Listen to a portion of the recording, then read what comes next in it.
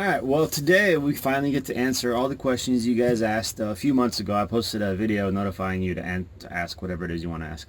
Well, mostly ask anything you want to ask anyway, and I answer them. But this was a question and answer for the channel, kind of give you guys the backstory and tell you what's going on. So let's get right to it. I'm Vladimir. This is Evelyn. I'm not Perry Mason. It's just something I use to keep it simple. So,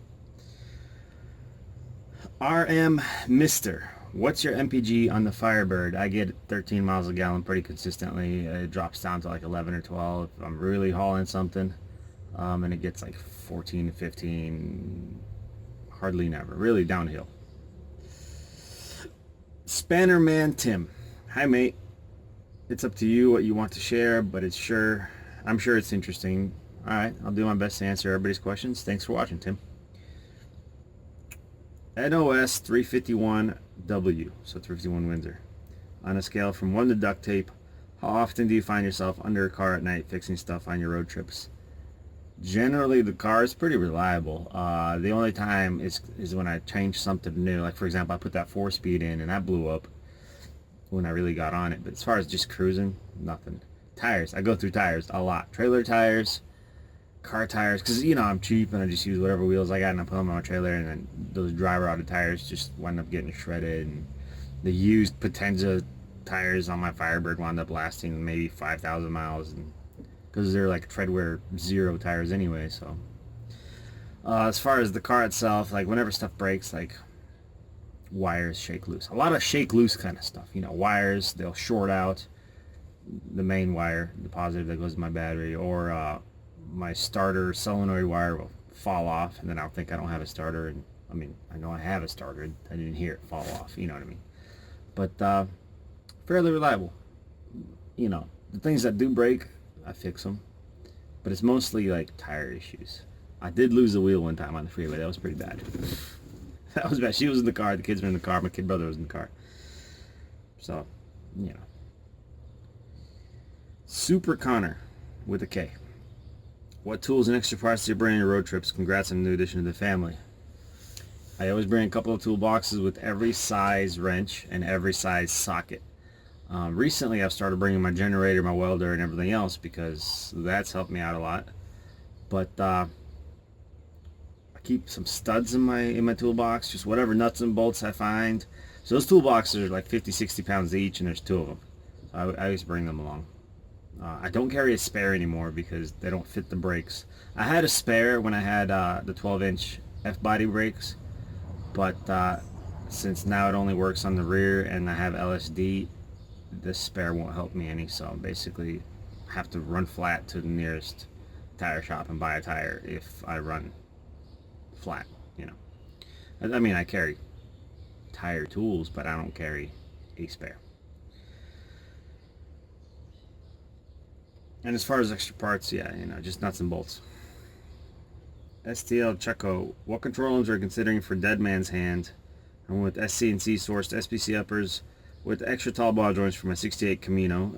Eventually, it will get matching lowers. Mark at SC&C is a hell of a guy and super knowledgeable. Yes, he is. I've heard a lot about Mark.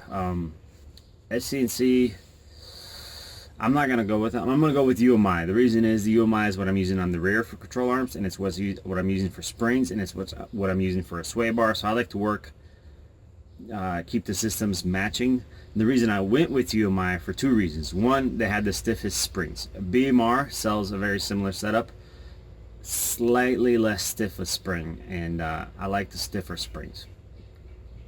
Also, UMI had a slightly thicker wall on their upper control arms. They do offer the Delrin bushings and the 0.9 taller ball joint up top. So, those are things I want for suspension geometry and all that on the 67 Tempest. So, I will be going with the UMI for 2 reasons. Stiffer springs, slightly thicker walls, and mostly because it's made in America. And when it comes to suspension control arms, bearings, stuff like that, I try to get made in America. Unless I can't, then I just go with whatever's available. Black 85 Chevy, what is your backstory? How did you get into cars? Old parts. It's obvious Your cars are not catalog built. I like that fact of the way. Yes, they are not catalog built. I'm a huge fan of OEM. OEM works. Now, I'm not saying you should have stock everything on your car. No, by far, no. I love modding cars. Don't get that confused. I just like OEM because it's proven itself. Now, for example, I don't know how to... So, like, okay, a truck, like a dump truck, right? Made to haul stuff. So obviously it has tougher parts. Now, if you could somehow manage to fit those parts into a race car, you will never break anything, which is why I like the Ford 460 big block, because you could stroke them out to a 545, 557, almost 600 inches, and they hold the most power on a stock block. The Mopar 440, good to 700 horse reliably. After that, things start getting sketchy. Pontiac's about 650, 700. Chevy, same thing. Ford, for the Ford small blocks, they're only good to about 600. You know, so things get sketchy. Well, less motors are completely different, but they're new and they're kind of expensive still. But like as far as the old carbureted big blocks, you know, the easy horsepower, large displacement motors, I like the 460. And so, like I said, factory components. You can get a 9-inch rear end out of a truck, shorten it down by aftermarket axles, and you have a stronger rear end than you would if you were to just try to build up a 12 bolt or 10 bolt or whatever. I don't know. It's just, I like the non-catalog built stuff because it works. Corvette brakes, good upgrade. Really cheap. Really cheap. What's the backstory? Way back when I moved to Hawaii, we'd met years upon years ago. I had long hair. I was a biker, like a cafe racer kind of biker. And then eventually, you know, I picked up some cool muscle cars once we got married, of course. And we just went from there, and it's always been about the muscle cars or the vintage cars. Like, for example, a straight six Mustang's not really a muscle car, but it's a nice classic, and I drove one every day, and the kids were happy, and it's just, we've always been about that. So we had a 1970 Beetle at one point. We drove it across the country in the winter, and yeah, it was cool. But we don't like new cars. We don't like new cars. They're a little bland for our taste. Like if I'm gonna drive something fuel efficient, then it's gonna be a Beetle or like some straight six Mustang or something. I don't do new. There's just too... We had a couple cars. Yeah, we don't have good luck with anything newer than 75 anyway. We wind up chucking it, you know. Plus depreciation. Like, I just can't... Like, why would I drop money into something and then lose it all, you know? I spent 7 years in the Army. That was a blast. I liked it. I'm now in the National Guard. It gives me the freedom to pursue building the cars and all this. I'm not that a one mechanic. was considerably bigger. I was an infantryman. I did 5 years at Fort Drum. I deployed twice with them, and then I went down to Fort Bragg and did not deploy with them, but I spent 2 years there. I like the Bragg hot rod scene. I don't like Bragg itself. Just not my cup of tea. Shartney. Is it a boy or girl? And congrats on the new baby. Wow, you're in the military. What do you do in the military? Are you a mechanic? I'm not a mechanic. No, because the way I see it is, if I were to spend all day fixing cars that I absolutely hate, you know, Kias and other stuff that actually breaks all the time, you know, Ford Tauruses, Ford Explorers, whatever, I'd come home, be worn out, not want to touch it. Now, no matter how worn out I am from a day of being an infantryman, or a week of being an infantryman, because we're gone all the time, you know, I come back and I work on my cars for an hour, maybe two, half hour, whatever, because it's completely different than whatever I was doing at work. So I'm not so much tired physically as much as I'm tired mentally. I just don't want nothing to do with whatever I was just doing for the past 12 hours. Now, you know, being in the National Guard, hopefully I can pursue this as a job. Classic cars, videos, whatever. So no, I was not a mechanic in the Army. I was like a master driver and stuff at different points to help out with the motor pool, but that has nothing to do with being a mechanic. That's just because they kind of figured I'd keep the privates in line, and you know. And it's a boy. It is a boy, yeah, a little Alyoshka, a little Alexei with a K. 9011 combo. Wow again. Well, hope you have a better trip. We did, until I took off on my own with my brother. No, when I took off with my brother, that was fine. When I flew back, it was like $150, And then I got in my Firebird and I towed my Datsun to Oregon. I lost it.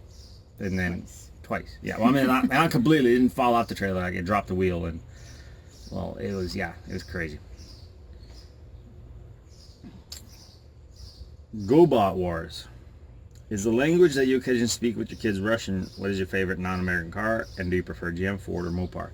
The language I speak with the kids is Russian. I was born in Ukraine, back in the Soviet Union. I moved to the States when I was 7, and love America. It's funny because people from the army used to call me the most American redneck Russian they've ever met. Because I don't drive a Lexus. I don't drive no BMW. And Russians are all about that. If you've ever met like an immigrant, they're all about the. They're like 10 years old, so the cars aren't worth anything, but they think they're cool. To them, it's a Beamer is a Beamer. End of story. So it's the BMWs and the Lexuses. That's what they're all about. Not me. I did buy a '65 Mercedes at one point, but as far as preferred GM, Ford, or Mopar, my favorite all-time car is a 1967 GT500. Now, I'm building my own rendition of one. I'm putting a 429 big block in it. I'm going to stroke it out later. I'm not doing the Eleanor clone. I may at one point do a different Eleanor clone, but this one's going to be a stock body lines, big brakes, 18 or 19 inch wheels depending on which brakes I use, and like a pro touring car. Like I love cars that are multi-purpose. So that's my all-time favorite car. My second favorite, it's got to be the 69 Charger. Her favorite's the 68 Charger. So, hey, we got all our favorite cars. So, as far as mechanicals, like the Ford 9-inch, the Ford top loader, and the Ford big block, love those things. And as far as affordable pony cars, something to tinker with, the Mustang's my favorite because it's cheap. Not very well built, I'll be honest, but it's cheap. Chevy, I like the Chevy motors. They make a lot of power in the higher RPMs. They're not torque monsters like Pontiacs are, but they're simple, they're cheap. I don't like their transmissions. I like the Tremec V6, but that's a Tremec transmission. And I don't like the rear ends. Like, no. The 10 bolt, 12 bolts, not for me. Mopar, not really a Mopar guy at all. I like the Charger. I like Super Bs. I like the E bodies and B bodies. That's kind of it for me. I don't like the Dusters, and they don't have the look. They honestly don't. I just, something doesn't flow with them, And 833 transmission's pretty stout, but I never got into the Mopar architecture. I mean, and the Charger, as much as I like it, it's a unibody car, so it's not as well built as a Chevelle or anything like that. So, yeah. So, as far as Ford, the GT500, Chevy, Chevelles. I like the A bodies. They're well built. They got full frame. They got 4-link control arms in the back. They got all kind of stuff. Mopar, I'm all about the B bodies, but they're unibody leaf spring cars, so they're not really any better built than a Mustang. They really aren't. Just from a structural point of view, don't get butthurt. I love my Dodge Charger, But Joshua Isham, awesome to see the fam and you go on infamous road trips, bro. Awesome. Thanks for watching. We have a good time, and if we don't have a good time, it's still a good time. So, the Marcus Gomez, 3 places you would move to minus Hawaii. I think you said Hawaii before. I think it breaks down to, I really like Lincoln, Nebraska, like the Midwest, but not too far towards Illinois or nothing like that. Just like the Midwest towards like Wyoming and stuff like that. Pretty much western Nebraska. Yeah. You're okay mid to western, right? I like Oregon and I like Northern California. Now, we're moving to Hawaii. That's where we're gonna move to. Now, Alaska, love the beauty there. Maybe we'll visit or something. It's too cold. But it is too cold. So I do like to snowboard though. But that's not Alaska. That's Oregon. Oregon, North Cal. Ada Bezzi, worst breakdown. What's your best road story? Honestly, the time we lost, we sheared 5 studs on the right wheel on the Firebird on the freeway and lost the wheel. Luckily, the brakes They're 13-inch Corvette brakes, and they rolled on the inside of this 18-inch wheel. So on the inside it was like a 16-inch wheel, so it didn't have much room anyway. And it rolled like a big ball bearing, and it saved us from flipping the car. Yeah, true story. The video is on, I think, like one of our earlier videos where we went to a Good Guys show. It was like last year. Yeah, it was last year. We lost the wheel. I found a couple studs in my toolbox. I think 3. Yeah. Yeah. So I put 3 studs in. I drove 120 miles to Des Moines, Iowa. Went to an O'Reilly's, bought 2 more studs. I think I bought like a pack of 5 just to be safe. Tossed some more in my toolbox. So I replaced the studs, bolted everything together, and I still raced that day. I didn't do particularly well, but I didn't necessarily do bad either, considering I got rubber bushings that are wore out, and just basically a stock Firebird with stiff springs. But it was a lot of fun. Met a lot of cool people down there, and yeah, that was the worst breakdown that we were managed to fix. I also jackknifed my trailer, and it tore the entire back end of the car out. That was about a month ago in Missouri in the rain. That was bad. But best road trip? Best road trip? I mean, we had so many wacky ones. Yeah, I don't know. I think it was a long road trip, but when we were moving everything. Oh, best road story, though, was before we had a YouTube channel. We had this 1970 Beetle. We drove it from upstate New York to Oregon in 2 24-hour stints. Went to Lincoln, Nebraska, hung out with the in-laws, and then kept going. And I think, man, 75 miles an hour, 25 miles a gallon, and it just cruised. It was such a rusty piece of crap. I had never changed the oil in it. It leaked a little from the valve cover, so I just kept adding oil. So it always had fresh-ish oil, you know. Generator, finicky electronics. I absolutely hated that. It actually caught on fire before I wound up selling it for $600, which I regret because I could have used a little beater. But, you know. Yeah, we were traveling with kids, 2 kids and the dog. Yeah. In a little Beetle, and we packed so much stuff in it that when we showed up in Oregon, we took my brother's SUV, and it couldn't fit all the stuff we'd packed into the Beetle somehow. Weird. Yeah, Beetles are roomy cars. They're actually pretty well built, as long as they're not completely rusted out, because, man, I hate that. The electronics are really touchy, though. I don't like that. Super Luke Dukem.